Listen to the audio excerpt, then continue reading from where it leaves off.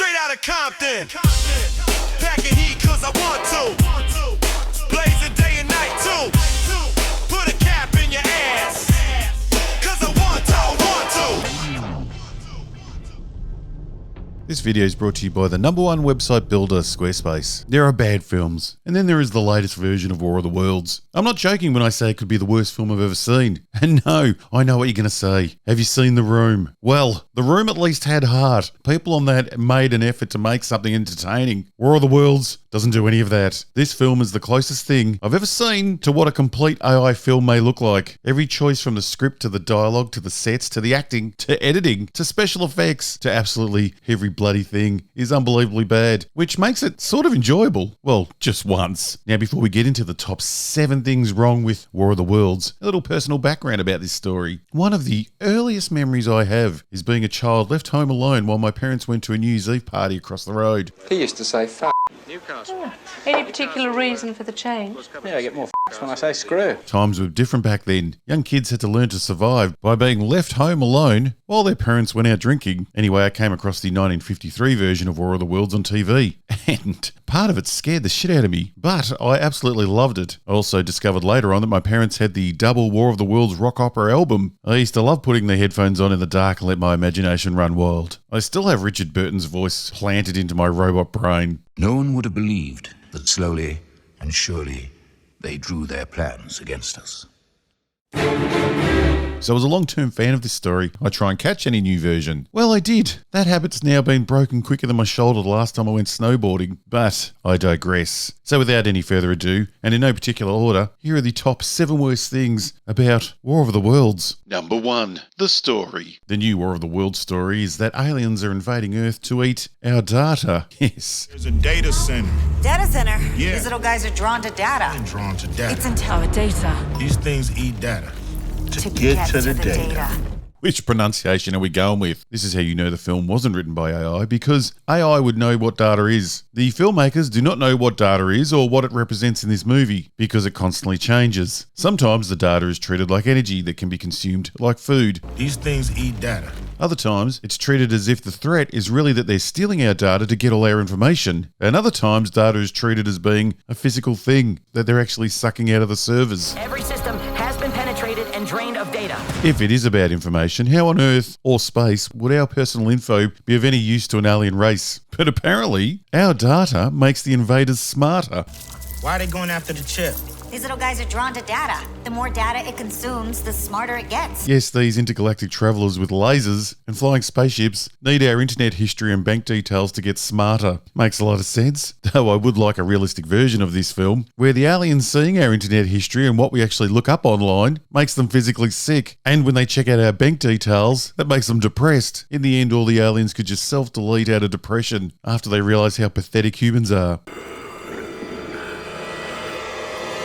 But if the data theft is about the aliens sourcing energy, that doesn't really add up, because the aliens would have used way more energy just getting to Earth. You really can't make up how stupid this film is. Plus, the data eating story that the writers came up with is also a huge problem for the story that the writers came up with, because their story relies on the data servers being active and operational for their story to continue. So this means we get the bizarre situation where the Facebook and Google servers get eaten. No! Remember to take out the trash today. But somehow Zoom, Amazon and Microsoft Teams, well, they all keep working, which is lucky for the filmmakers because then the movie can keep going. Fuck! 2. The acting. This type of role, the lone protagonist surviving while they're locked away during a catastrophic event, needs 2 really important things: a great script and a great actor. This film has neither. The sole job of our main character in this type of film is to convey the horrors he is witnessing and the emotions he is going through. Well, Ice Cube must have lied when he was filling out the application form for this role. His acting range is flatter than Miley Cyrus's chest. Every one of his reactions are delivered with the exact same intensity. Straight out of Compton. Packing heat cause I want to. Blazing day and night too. Put a cap in your ass. Cause I want to. I think they told Ice they were doing an early read-through of the script before filming began. The world is ending. He is watching his family being killed, and this is the range of his emotions. Hey! It's near our house! Dave!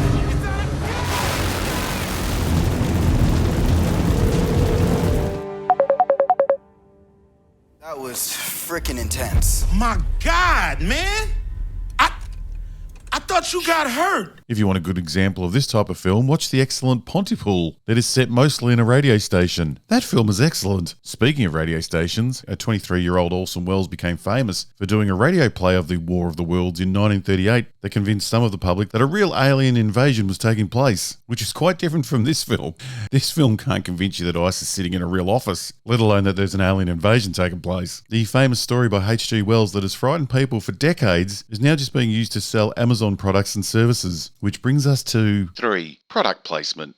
Normally with product placement, products are placed within a movie to advertise the product. This film does the opposite of that. They started with product first and then tried to wrap a film around it. And the product they're pushing is Amazon, the people that made the film. Faith can load it here and I can get it to you. Prime Air. Prime Air. And they don't just show you the products, no. We get a full rundown on their upcoming drone delivery service, as well as a complete guide through making an Amazon order, every step of the order. Did I also mention that one of the characters works for Amazon, drives an Amazon truck, and also has an Amazon delivery drone that he uses to save the day? Tesla also gets a plug-in for how amazing their cars are. You see that Tesla in front of you? I need you to get to it. All right, I got you. Got everything under control. And I do love whenever we see the Tesla driving. The other cars on the street don't even know about the worldwide invasion taking place. Everyone else is just going about their day. A quick break to help you make your dreams come true by getting your ideas out to the world and starting that life of happiness and cash. That's right. Start connecting with the world and selling yourself or your amazing product with a state-of-the-art Squarespace website. And it's easy to do. With Squarespace's collection of cutting-edge design tools, you can build a bespoke online presence that perfectly fits with your brand or business. Start with Blueprint AI, Squarespace's AI-enhanced website builder, to get a fully custom website in just a few steps. Or you can grab one of their professionally designed website templates to get you on your way. Personalize your website with intuitive drag-and-drop editing, beautiful styling options, unrivaled visual design effects, and on-brand AI content. And get discovered fast by letting Squarespace take care of all the boring stuff, like SEO. Their SEO tools will make sure your website is optimized for every search engine, which means you will show up more often on search results. And that equals more customers. And if you're like me and video is your thing, Squarespace makes it easy to showcase your expertise and engage clients with video content right on your own website. And you can even monetize your content with a members area, perfect for online courses and tutorials. Squarespace also provides secure payments and client invoicing, so you can safely run your whole business straight from your website. Get started today by heading to squarespace.com/robothead and try Squarespace today for free. And then when you are ready to take off, use the code robothead and you will get 10% off your first purchase. See the link below. It's time to start that dream life. So head over to Squarespace today. 4. World time versus Ice Cube time. An annoyance that can happen in any film is if you can't work out how much time has passed during the story, because it's nice to understand if stories are set over hours, days, months, or years. Think of The Last Jedi. How much time passed during that story? How did that trip to Canto Bight fit in? Even the new Superman film suffers from this problem. How many days passed during that story? And I'm not talking about what it felt like watching it. This film shouldn't have that problem because the Ice Cube story is clearly presented to be happening in real time. He and his family communicate and react all in real time. So from the start to finish, except for the happy family epilogue at the end, the whole in-universe time frame should be less than 89 minutes. Well, it should be, but outside of Ice Cube's inner circle, a hell of a lot of things happen in 89 minutes. The invasion starts, world leaders meet, soldiers are deployed all over the world. Also, military assets worldwide are assembled to strike back. Battles reign in every country. Ships encounter the aliens and run ashore. All this happens within an 89-minute time frame. What morons made this movie? Every system has been penetrated and drained of data. Casualties are mounting at a furious pace, and entire battalions are retreating everywhere. We clearly have two different time frames happening within the one film, which would be fine if the main time frame didn't keep referencing events that are happening in the second, longer time frame. Ice Cube's story is less than 89 minutes. The outside world story has to be at a minimum days, if not weeks or months. NATO, China, and the U.S. have joined forces in what is an unprecedented collaboration to defend our cities. The world's governments have finally put aside their differences in an effort to protect the home planet. How is this film playing out like it's Interstellar? Well, we know how. Hollywood's full of morons these days. The United States president is calling the global military response a war of the worlds. Air, sea, and land forces have been activated worldwide to confront these invaders directly. I do apologise for mentioning Interstellar in the same breath as War of the Worlds. None of this should be a surprise in a film that tells us ICE is working the graveyard shift as an excuse for why no one else is in the office, even though the graveyard shift usually means from midnight to dawn, and this film is set in the middle of the day. There is also a mini third time frame that Ice Cube's acquaintance from NASA is using to jump from location to location in record time, so she can fill in ice on what's happening. Will, check this out! It looks like a missile took it down. We have no idea what the relationship between this woman and Ice is. She is just a friend who works for NASA. Reports on weather patterns for some reason to Ice Cube. Any noise about it on your end? Nope, I watch people, not weather. And is also willing to run around investigating what is going on, so our friend here, Ice, doesn't have to leave his bedroom where he recorded this whole film in front of a green screen. Look, there's the green screen. Number 5, the family. Ice Cube is playing a psychopath in this film. A psychopath who acts like a villain to his own family. He tracks every move they make, every time they are online, every keystroke of a computer. He tracks everywhere they go. This guy has zero boundaries, and he has never heard of privacy. You need more protein. I need to get to work. No, you need to lay off the soy milk. How do you know? Let's just say me and your fridge is pretty tight. You hacked my fridge? He obsessively watches every move they make, and we are meant to think that this is normal. Yo, did you delete my game? You know you're wasting your time with that game. But somehow, even after all this monitoring, it turns out that his son is the world's greatest hacker, a figure that the FBI has been hunting with Ice Cube's help for being an international criminal. Charges that just magically disappear by the end of the film. My own son is hacking the government. You know, for someone who spends their life watching, you sure do miss a lot. I do like how even though Ice must be highly educated, he still talks straight and sounds completely uneducated. Dad, playing video games is my job. I'm a tech visionary in a pre-funding stage. A tech to who to what? Hollywood really has a problem with writing smart black characters without making them sound like they failed 3rd grade. Pretty fair trade if you ask me.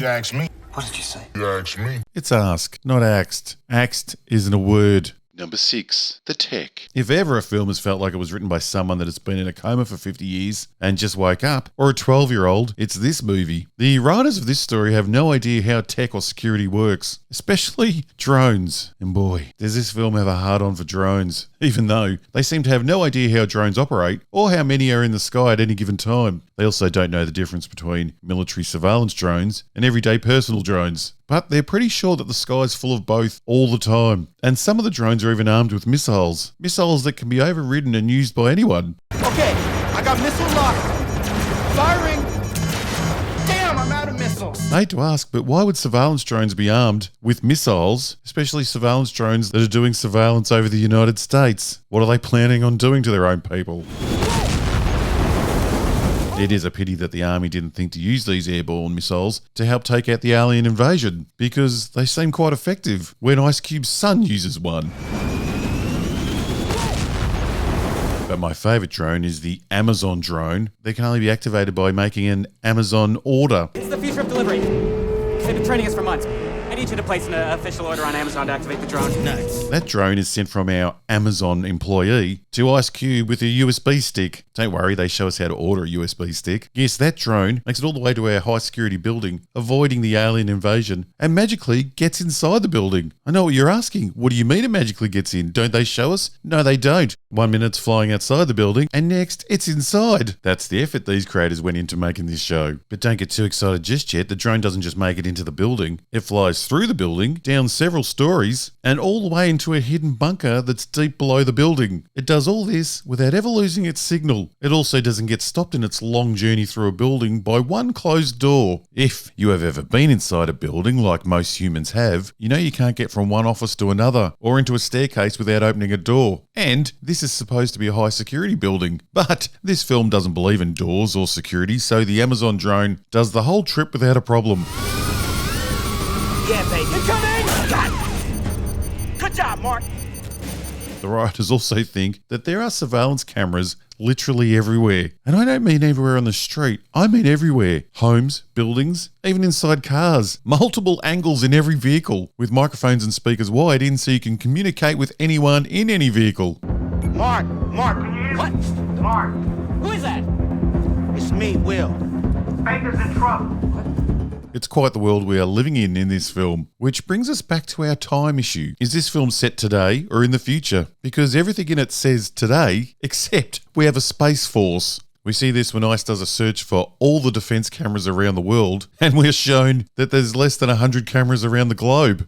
And that's total. And a lot of their locations are very interesting for American military cameras. This one is in the middle of a desert. There is literally nothing out there for hundreds of miles. The production crew couldn't even be bothered looking at a real map when throwing random dots at this one. ICE clicks on one of the cameras that are in Russia, and he goes live in a cockpit where the Americans are taking on aliens in Russia.